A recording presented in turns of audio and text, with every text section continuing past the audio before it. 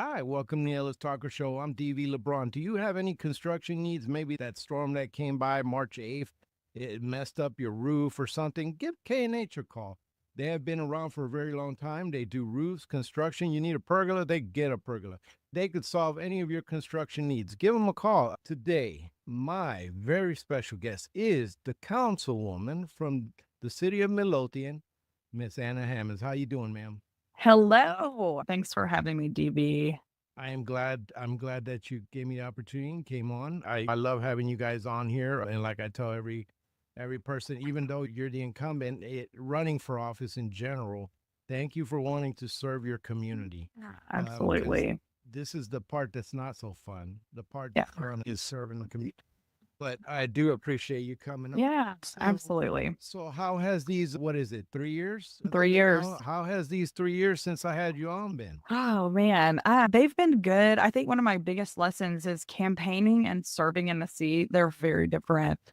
So I like being in the seat. It's been a big learning experience for me. I'm just constantly learning. I don't think I'll ever stop learning, but it's been really good. It's been a lot going on in our community. That's a lot of change and a lot of good stuff too. Speaking of changers, you've seen all these rooftops that are coming on. Some Yeah. people may not know the great Anna Hammonds. For Can you give me a quick bio or give them a Yeah. quick bio? Yes. Okay. I'm married to my husband, Danny, almost 20 years. You like them, huh? Yes. 20 years. I don't feel old enough to be married 20 years, but I am. We have 4 kids, high school, 2 in high school, 1 in middle school, 1 in elementary school, all here in MISD. We've lived here 12, 13 years, 2 Great Danes. We love the Lord tremendously, active in our community. I have a nonprofit background, executive coaching. We're going to be new business owners soon, involved in a lot of boards, church, all that kind of stuff. We just love hanging out with cool people and serving our community, really. You're a vampire sleep. There's some days, like we were just talking about earlier, some days it's half breathing in a paper bag and half like wanting a nap. So, yeah, it's a balance. I go at the pace that at the energy level that I can and like to get stuff done. I like to talk to people, or you want to find out what moves somebody, their principles, because how they vote will come down to their principles. There's one thing that I do know is that you love God and you love Yeah, Christ. absolutely. How has that relationship and that faith guided you in the last 3 years? Oh, that's a really good question.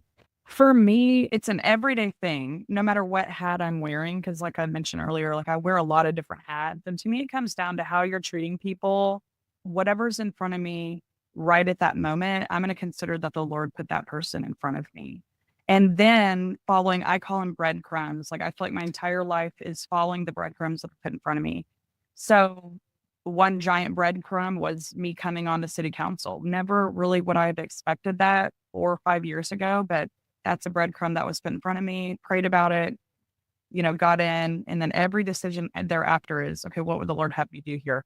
But because of following all of that's why I end up in all this involvement all over the community because I just follow where I feel like I'm being led. So I'm big on identifying and really thinking through the circles and that we run in. Everybody has circles around them, whether it's me on the soccer line, the sideline at the soccer fields with other parents, or sitting on a board, or just other parents in our age group, or whatever. Everybody has circles.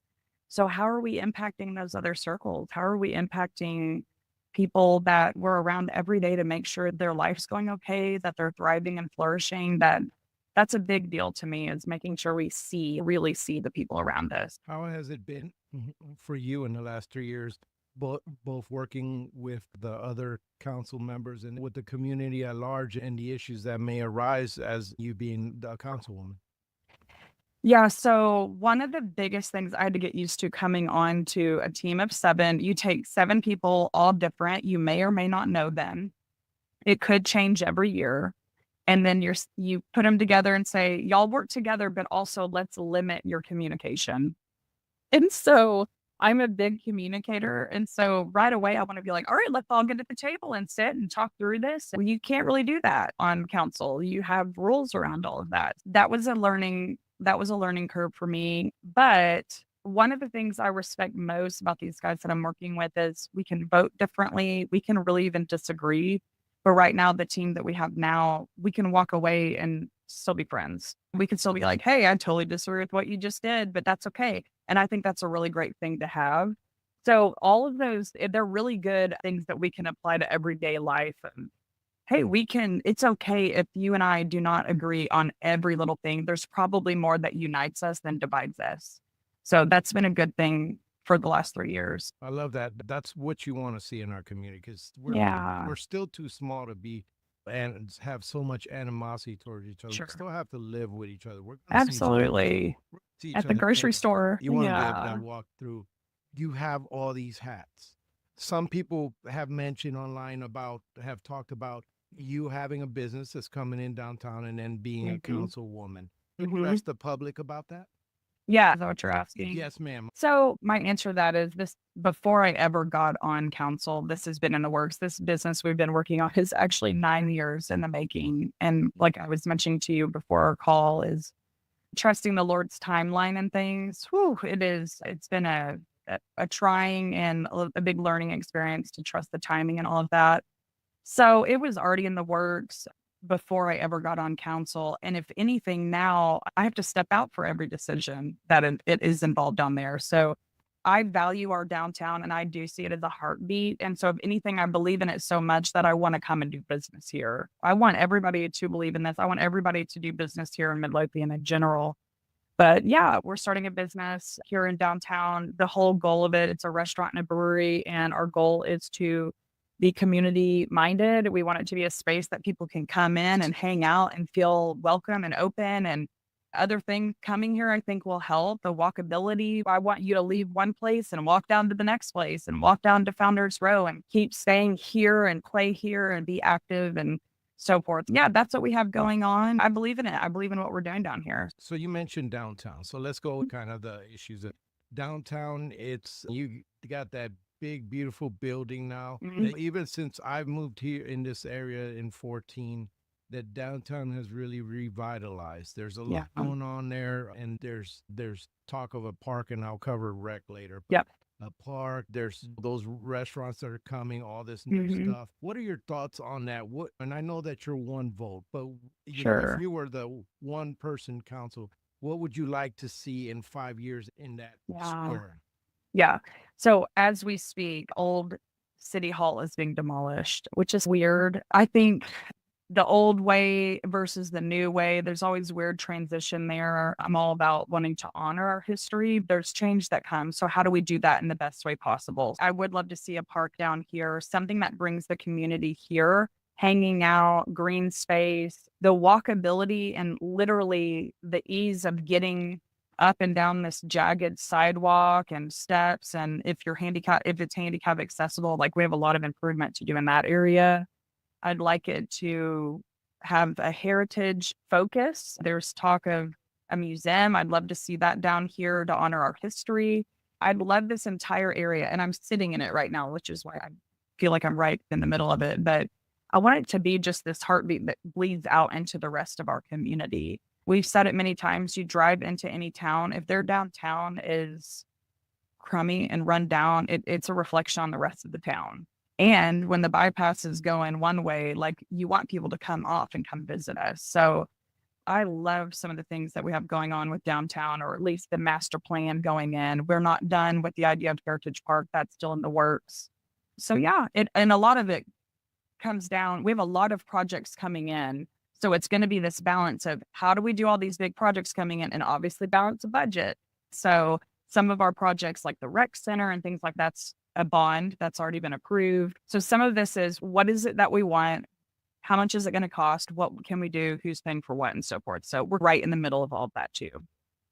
Going into staying around the same subject, you have tremendous growth. Like I was mentioning, you have a lot of new houses. I Yeah. was recently looking at all these new communities, Wow. and I saw all the houses that are still yet to build, all the cut-ins that are just barely starting. Mm. There are still a lot of homes going to be built in this area. Yeah. Yeah. So how do you address, because one of the things that I saw on there, and I never want to make it about me, but some of those houses were so close you can just about stick your hand out the window and shake your neighbor's hand on that. Yeah. It's just ridiculous. Yeah. Like you mentioned, hey, why are we bringing these houses so closely together? And can't you tell the builder, do this, do that? And what are your thoughts on density? Yeah.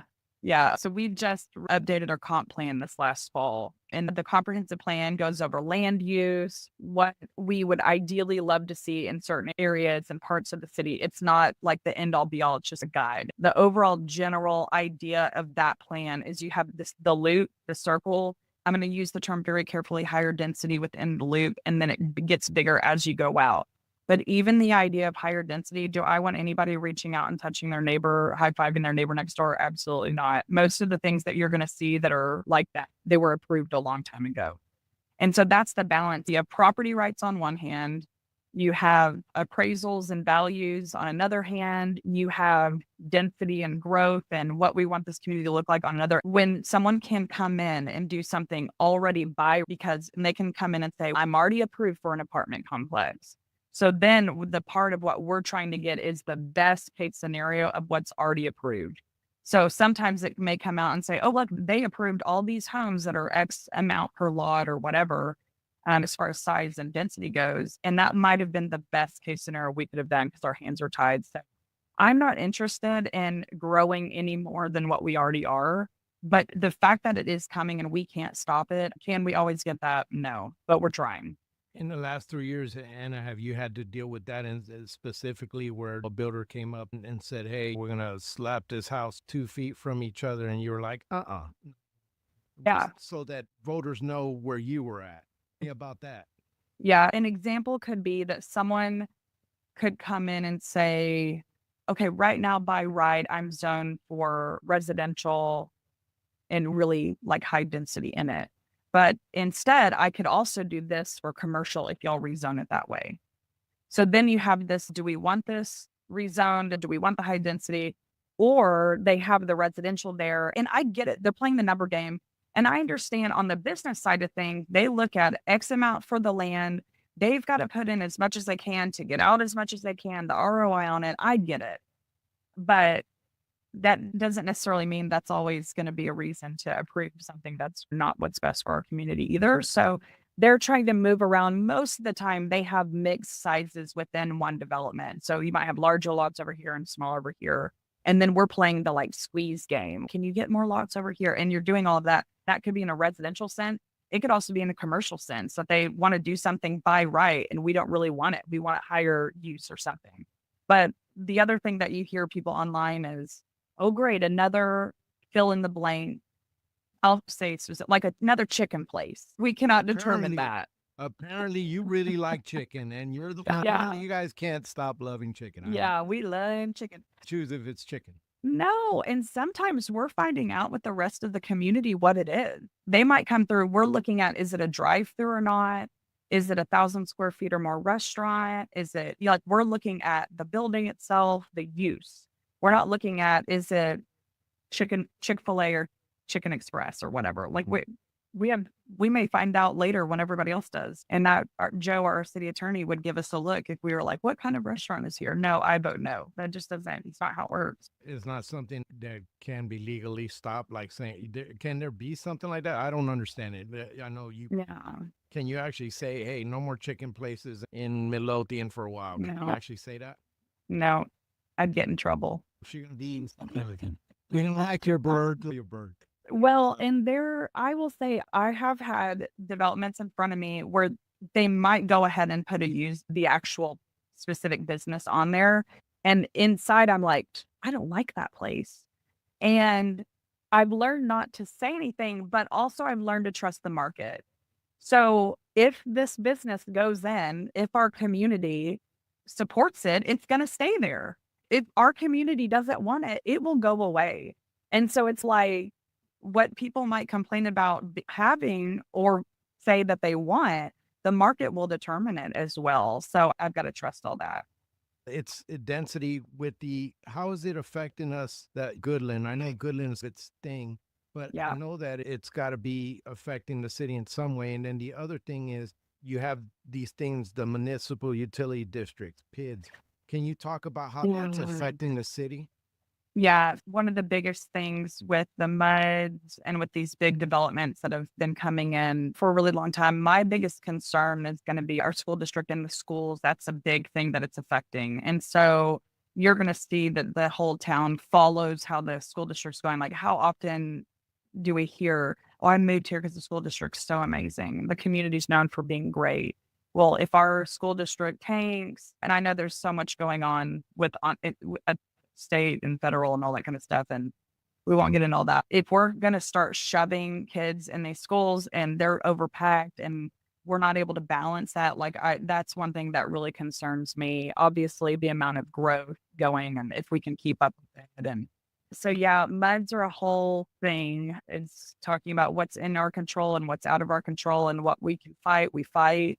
And what we can't, we try to do the best we can. I'm hoping that they're a lot further away than what we think they will be, but you never know. And some of that's state level stuff too that, we're wait to see what's going to happen. So, Speaking of which, your opinion on there is the bill working its way through the Texas legislator right now out down in Austin that kind of limits local control on the cities, yeah. what you can.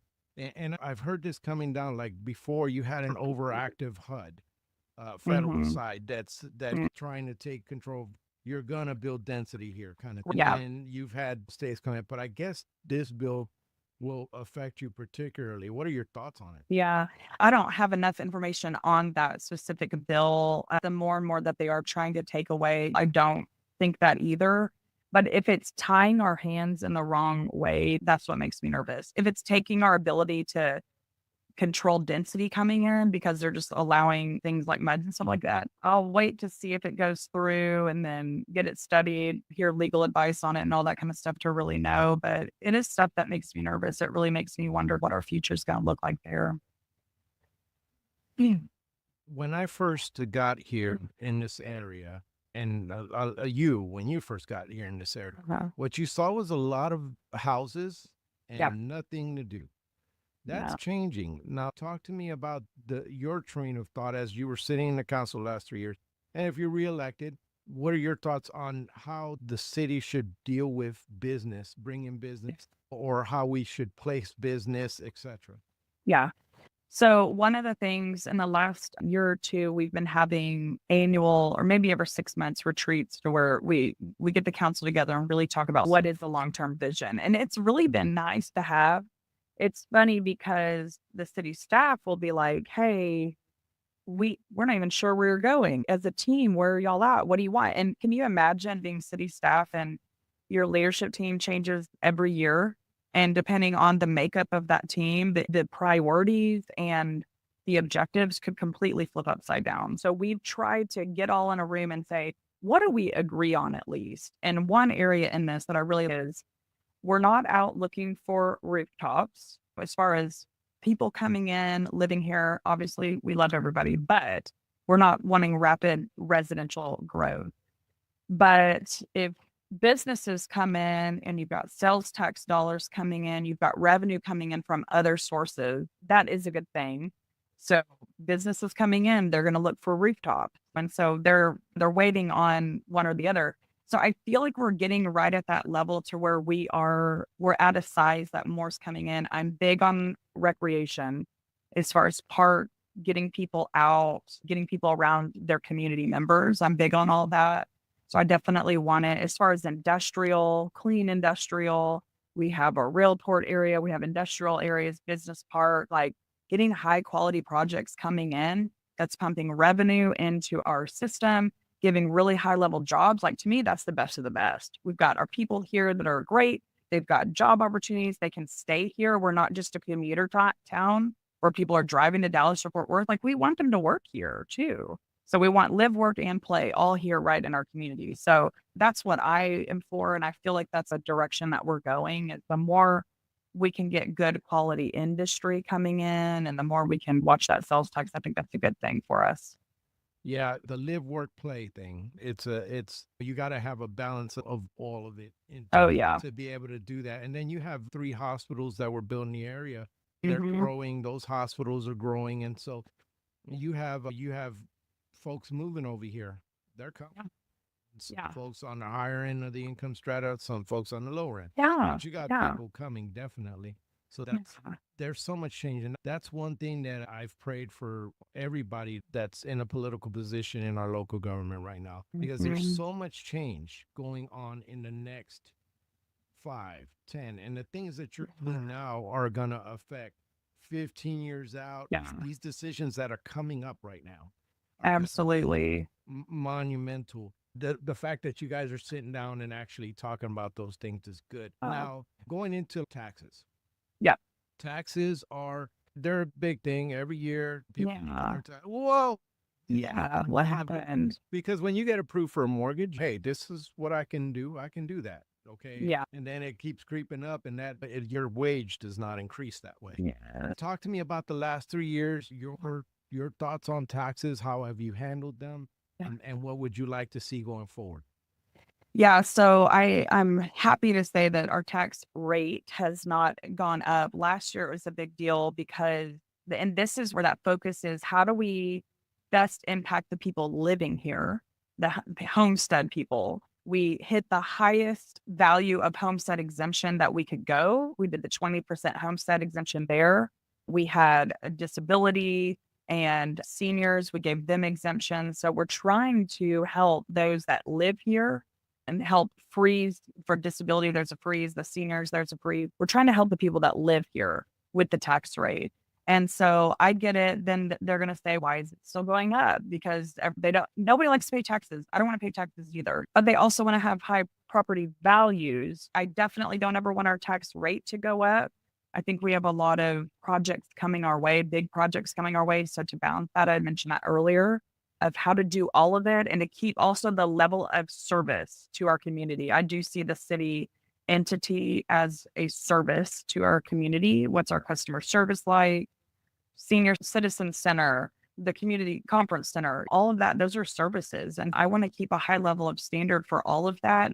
Also maintain our tax rate, but then bring great projects here as well. So it's a balance for sure. And every year we get in the room for days at a time and discuss all of that. What can you cut? What can we do here? What can you do there? And it's been different every single time. So it's very fun. And you're right about the property values, because Mhm. that changes what the tax rate. And some people throw out different things. If you cut the tax to zero, then, but Yeah, obviously the world operates in extremes in one way or the other. But right. when you're looking at taxes, you're right. The city is definitely providing a service. Now, Yeah. the budget, though, how you spend money. The last 3 years you've been, or at least 2 years, you've been sitting on the budget all the way through. Uh-huh. And how have you handled the budget in the last 3 years? And how important is it to you to have as the leanest government, or is that the way you look at it? What is your philosophy when you've came into Yeah. these budgets? Of course, my first year, it was a lot of learning. Where are we lean? How do we compare? We've done studies of, are we overstaffed? Are we understaffed? What's the standard for certain deliverables or even the service lines and things like that? So just learning like what the standard is. Do we pay well? Do we not pay well? What's our retention like with our staff? I am big on staff. I'll say real quick, if we value our staff and we can keep good people, that's going to keep pumping back into the community because we have a great place to work. They love their jobs. They're going to then have the best customer service and so forth. And that's going to keep wrapping them back around, which impacts our community and so forth. So I'm big on our staff. We are definitely not overstaffed by any means in comparison to other cities. We're towards the leaner side. I am not afraid of spending some of our general fund, but I want to keep it beefed up too. So that's the biggest kicker is always, do we do this? Where do our other buckets of money come into play, like our B funding, our A funding, hot tax, things like that? Like I always want to look at it outside the box of like, how can we make this work? How can we phase things? I think that's the other thing that has caused some, like sometimes, oh, I wish we would do it this way. I don't like to be far extreme on either side. So I don't want to cut it. So how can we phase things? Can we phase things over time? Make it a 5-year plan. Let's study it. let's put it into action over this is how we're going to roll it out over the 5 years. That's the way I like to approach things. Study it, have the comparisons, have a plan, and then implement it over time. And let's not be real extreme on all of a sudden cutting it off or all of a sudden just going 90 to nothing. And then when we're all over the place, you got to find a middle ground somewhere. So yeah, every situation is very different in the budget. What we're talking about, how hot of an item it is, and so forth. It's a gray area too. Last question on the budget. Yeah, love talking about budget. Important. This is good information for people. Yeah. They're going to choose whether to vote for you or not. Mhm. Having this information out there is good. So with the budget, you guys are always going into the next budget. It's always Yeah. budget season. Is there anything in the budget that's really just looking out on the horizon that you're looking for or maybe concerned about that may hit us on this budget coming forward? The budget coming forward, our big hot items obviously will be our downtown plans, like we've already talked about with the park. The big conversation, we're still in the middle of what would go down there, what will it consist of, and how much it will cost. We don't even know how much it will cost. And then who's paying for what, again, where the buckets come into play. So that'll be a hot topic. Another hot topic, which I'm very excited about, is the rec center. So this was approved with the bond several years ago. And I want to address one thing on that when people are like, oh, it's taken so long. We're not necessarily behind. Like when they roll out bond packages like that, they structure this debt and we don't want it all pulled out at the same time. So City Hall's up and running. The public safety building will be coming online this summer. And then we're already in the works and the conversations of the rec center. And I'm very excited to say, as of right now, we're holding really tight to that budget, the bond dollar amount. I think it was 19 million. And there's no talk as of right now that's going over. So that's going to be the hot topic. It's not going over. Like, I don't want to have a big deficit. I don't want to overbuild or anything like that. So those are going to be the two hot items coming online that I'm very excited about for our community, but we've got to really hold tight on the budget for those two. That's going to be difficult because the world Yeah. has changed since that bond package. Absolutely. The world has changed and things are they fluctuate, but they're a Yeah. lot more expensive. Absolutely. So one of the things that I also want to talk to you about is policing in the city. In the last 3 years, what are you thinking on policing? What has been your thought process when dealing with firemen, police, first responders? Yeah, I'm big on our first responders. So we're top 50 safest cities. We have the number one SRO program in the state. And so over the last couple of years, we've grown in this area to be able to say that we now have an SRO, a school resource officer, at every one of our campuses makes me very happy. The first year I came in, I think they were in the process, but again, it's a trickle effect. You don't want to come in and add 18 SROs all at one time. Like, you've got to build up. So the fact that we're at this point now is a really big deal. Our fire, we're also in talks of the 4th fire station for that item. Budget wise, that's going to be another big one. We haven't gotten very far in that as far as knowing how that funding strategy is going to be there. But yeah, I think our police and our fire are extremely important. I'm very supportive of them. They also are a service to our community. And so the amount of growth that we have, balancing that with the amount of coverage that we can provide, it's literally a straight safety thing. We've got to balance that and keep up with how well we're serving and responding versus how fast we're growing. So yeah, I think they're doing fantastic jobs, but it is a lot on their end to even balance their two budgets and keep up the staffing and all of that. So yeah, it's a lot. Do you think that we're keeping up with infrastructure? Are you currently happy with how we're dealing with infrastructure? And what would you like to see different if you're reelected? Yeah, so it's funny, every year when we talk about the budget, you could literally take every extra dollar, which I don't know if we have extra dollars laying around, but if we had $1 million laying in our lap, you could put all of it on roads and we still would never be done. And Adam over at Public Works, he's a great guy. He's going as fast as what he can get to, and we're doing as much as we can, as much as we can spend to the budget amount. So if you want to like flex and move the buckets around, you could add millions of more dollars to infrastructure and road improvements and enhancements and just maintenance in general, not even new roads. So obviously our bond dollars from this last bond had roads and infrastructure in it. And so it's going to be a continual thing that they're doing every year as far as adding new road projects. The MUDs, as far as utilities and things like that, some of these other big projects, and depending on how MUDs go, that will be a big thing as well, is our infrastructure there. So we got to wait to see how that goes because that will be a huge deal on how we keep up with our utilities and our infrastructure there. So I think we could always do a million more things in infrastructure, but we'll ever keep up. I don't know if anybody will ever go, you know what? I think we're good on maintenance. I think we can stop now. It will always be there. Yeah, Waxahachie, whenever I talk to a city manager or some of their council folks, they tell me the roads are just, they could spend 100 million on the roads and they wouldn't catch up. Yes. They No, wouldn't catch no. up. It's just, it's so crazy. And that has Yeah. growth and stuff like Oh, yeah. that. I'm sorry, go ahead. Oh, I was just going to say Ellis County is the 8th fastest growing county in the nation. All of us here in Ellis County are feeling it, and so to keep up with the growth and to know if it's going to slow down or not, there's not sign of that. It's a big deal that the amount of growth coming our way and us being able to keep up with it. It's People that want to hang out. Yeah. Yeah. Look at that. And I could keep you on forever, but I know you Ah. do. And I've just found this interesting, and it gets out this information because there's a lot of stuff that goes online. Unfortunately, that's the area I have to travel in just because of this podcast. But there's a lot of stuff online that may or may not be true. Often is hyperbolic often, and it could get ugly. And so I like having you guys on to talk about these things, and so that people could see how you were seeing it when you were sitting there. You had to decide on something. On my show, you always get the last word, so I'm going to go ahead and let you talk to the community. I want to address the last piece that you just said there real quick. And hardly ever, that's one of the biggest things I've learned probably being on council is hardly ever is the full story out there.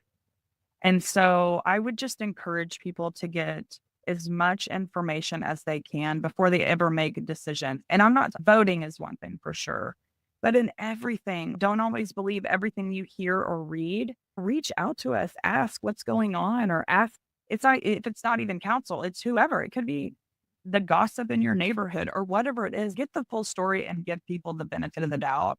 I really think that would make us have a really healthy community or a healthier community. Because if we gave people the benefit of the doubt, believed good things about people, and got the full story all the time, I think it would be a different situation. Okay, now I'll go to the last part. Yeah, I appreciate you having me on, and I absolutely love this community. I always want to note that people can reach out to me. My city email's online, but I'm going to personally give my cell number, which is 972-824-6408. People can text or call me. That's my personal cell. I'm always open to a conversation. So I want to serve people. I want our families here in our community to thrive and flourish and for us to do amazing things while we're growing as rapidly as we are. Thank you so much, Stevie, for having me on. I so appreciate what you're doing with this show and the amount of information you're getting out there. It's very valuable. Yeah. You could just put it out there and people will decide what they do. Absolutely. And it was good. I wish I could get you on here a little more often. I know I could. That's okay. Because anytime. In the last 3 years, just watching how you come along. Yeah. Thank you so much. Can you stick around real quick?